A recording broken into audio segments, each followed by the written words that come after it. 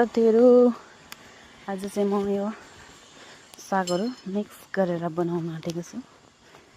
पालक, लाफा, बेतु साग सब कुछ बारे देखाउने छु हजुरहरुलाई। मैले के गरे भन्दाखेरि अघिल्लोको पालक, लाफा सागलाई मसिनो काटे अनि अब यसलाई म प्रेसर कुकरमा सिटी लगाउँछु। यहाँ मैले टमाटर काटेर राखेको छु अलिकति। अब यसलाई प्रेसर कुकरमा हालेर सिटी लगाउँछु। यसमा चाहिँ म यो काटेर राखेको टमाटर खुर्सानी पनि यसैमा हालिदिन्छु। अहिले नमक हालिदिन्छु। बस यति नै हालेर अब यसलाई सिटी मार्छु। मेरो चाहिँ यो साग यतिको पाकेर रेडी भयो। यहाँ चाहिँ मैले लसुन हालेँ। मेरो लसुन पाकिसक्यो। अब म यसमा अलिकति हालिदिन्छु।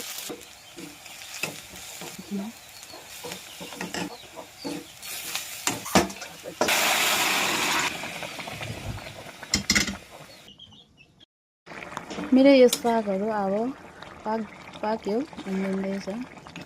मैले चाहिँ अलिक हल्का पानी सुकाएर त्यो गरेँ। अब यसमा माथिबाट अलिकति धनिया हालिदिन्छु। यसो गरेर खानुस् तपाईहरुले पनि कस्तो टेस्टी हुन्छ।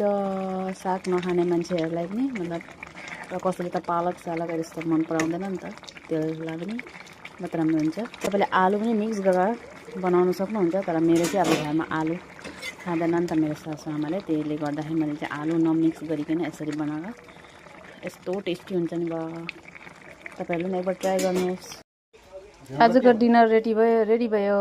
ढेँडो के भन्छ, ढेँडै भन्छ नि, ढेँडो बनाएको। अनि यो अघिको लाफा सागको सब्जी, अनि यो छ ब्रोकली, अरु यो गुन्द्रुक टमाटरको चटनी। आजको डिनर हो यो। सबैजनालाई गुड नाइट।